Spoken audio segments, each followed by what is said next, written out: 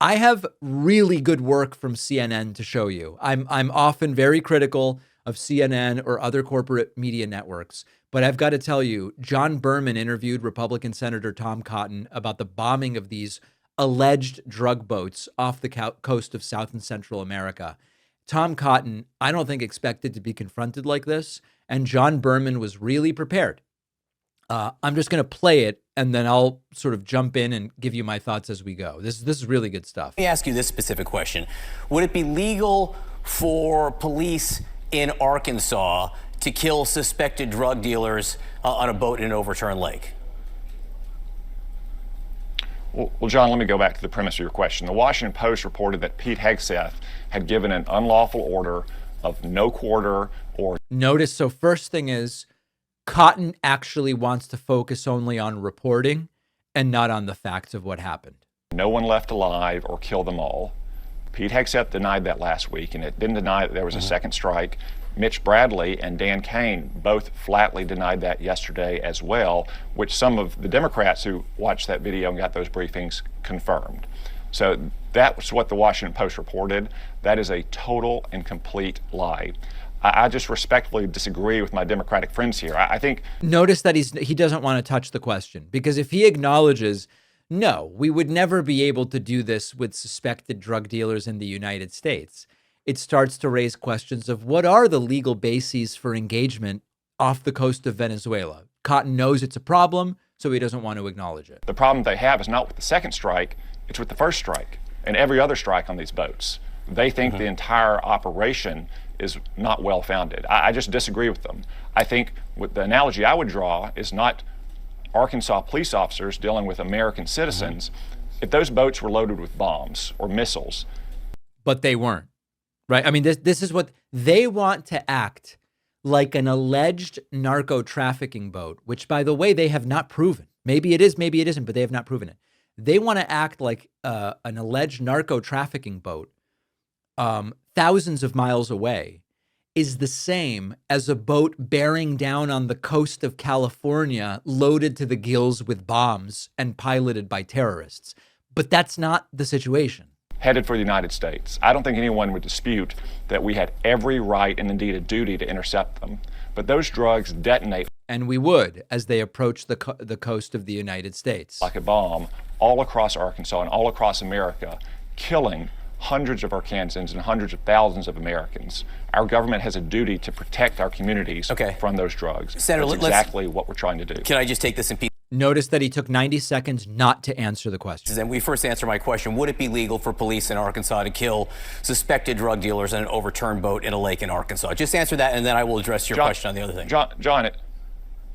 John, the premise of your question is not well-founded. Criminals in Arkansas are not foreign nationals who are affiliates of a foreign terrorist-designated organization. The answer is no, it would not be legal. It's like saying, hang on, Senator. The answer is no, it would not be legal to kill them in a lake. But let me ask a follow-up question. If they are terrorists, when did Congress pass the authorized use of force to attack them? John, the reason why your question is not well-founded is like saying, would Barack Obama be okay droning an American citizen when he was president like he did? That is a red herring, okay? They love to point out anytime someone brings up, was there an authorization of for the use of military force passed here? They go, well, Obama did stuff with an old stale AUMF. Yeah, and we had a problem with it at the time. It's really it's not actually a salient way to approach this, because we all said during the Obama drone campaign, this is on very shaky legal ground using an old authorization of military force that does not seem to apply here. They don't have any justification. If they had a problem with that, they should have a problem with this, but they don't. They just like to mention Obama drones. To Anwar al-Awlaki over in the Middle East. These are totally different categories. The Senator, president that's why I has asked. the That's why I inherent asked. authority That's under the why I Constitution asked. as our That's why I commander-in-chief. asked when Congress passed the authorized use of military force. There was an authorized use of military force against terrorists. I'm not saying what he did was legal or not, but that's what they based it on. In this case, when was the authorized use of military force to attack suspected drug dealers off the coast of Venezuela?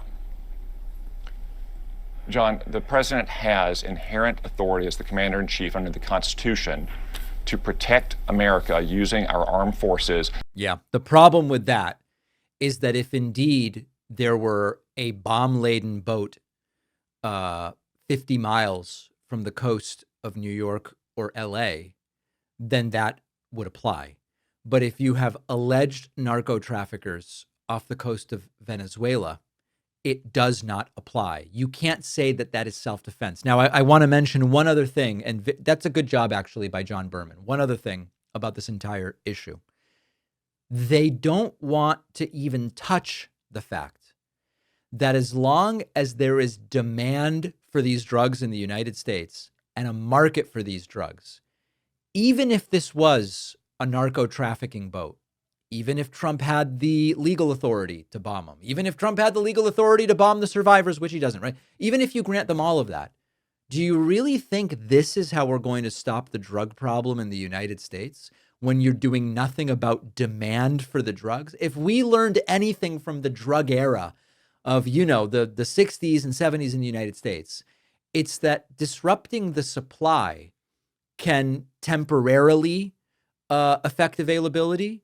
It'll drive prices up. But unless you deal with the demand, you're not actually going to deal with the problem. The drugs will find their way here one way or the other. They never want to talk about that. That's not even part of the discussion. Nice job there by John Berman. Tom Cotton continues to be pathetic. Thanks for watching. Check out another one of our videos and make sure to subscribe so YouTube keeps our content in your feed. And if you prefer audio, subscribe to the podcast on Spotify or Apple.